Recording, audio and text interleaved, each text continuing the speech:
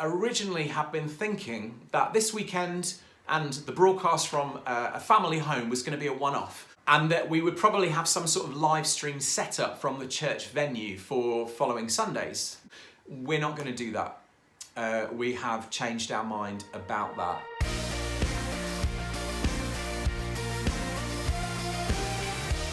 Hey Grace Church, just another update from me, Dave Keeping, church leader, just to talk to you about what's happening within the Grace Church family this week.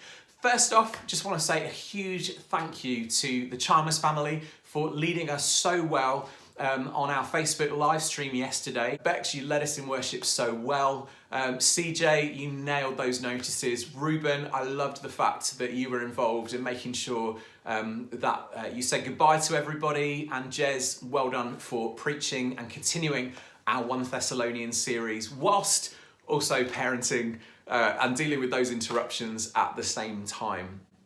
Grace Church, I want to say to you, but maybe other church leaders might see this and be provoked to think in a different way as well.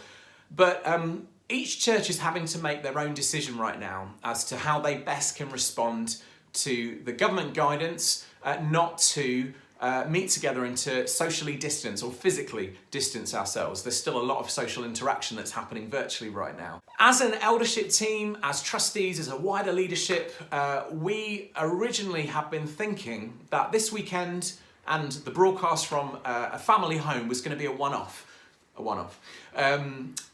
And that we would probably have some sort of live stream set up from the church venue for following Sundays.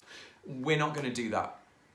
We have changed our mind about that. And here are the reasons for that, just to be accountable and just in case it stirs some conversation out there.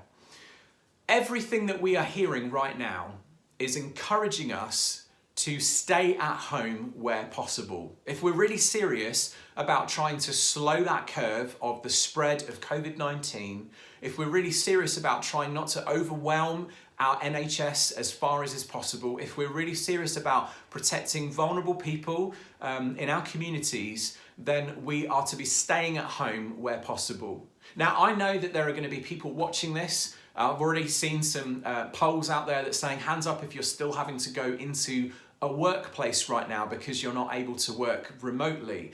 I get that there are people that are still going to be having to go out of their homes to work and so forth.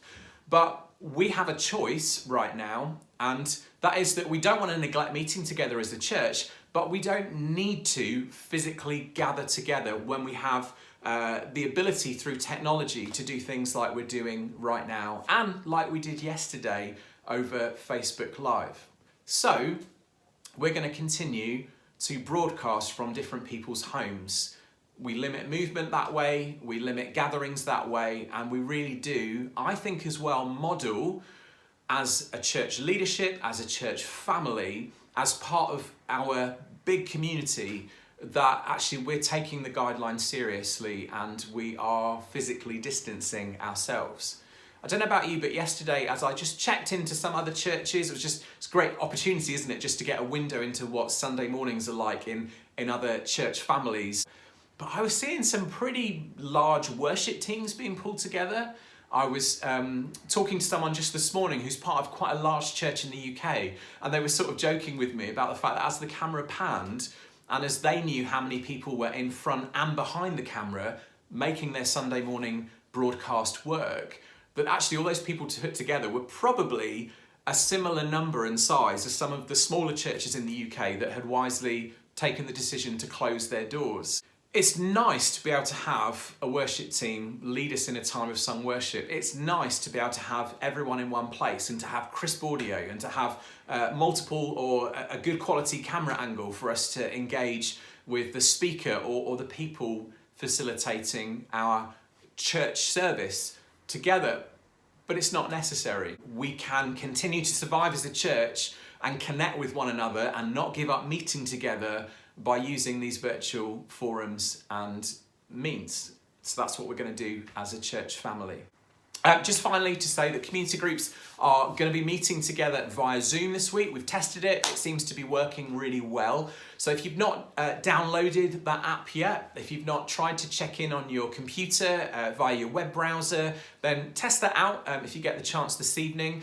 Because tomorrow evening, at least 3 of the groups are going to be all gathering together. We're also going to do our prayer meetings like that, so we're not going to live stream our prayer meetings, but we're going to do those on Zoom because it means that we can all contribute at the same time. Paul Nixon is bravely and very courageously going to continue with our quiz night this week, except he's going to broadcast that live from our Facebook page. So just gather around, probably going to be about 7:30 start for a quiz night. Don't cheat, even though no one's going to be looking over your shoulder. Let's actually have fun together, but Paul is going to be leading us from his home this Friday night for our quiz night, so let your friends and family know. It's a general quiz. This is not one of those cringy who wrote the letter of such and such and who was the 4th generation descendant of, you know, Noah or something like that. This is going to be a fun quiz and just a great way to pass the time on a Friday night where we're all stuck indoors unless we're working. God bless you. Hope to see you soon on forums like this, and I'll update you with a little bit more information as we have it.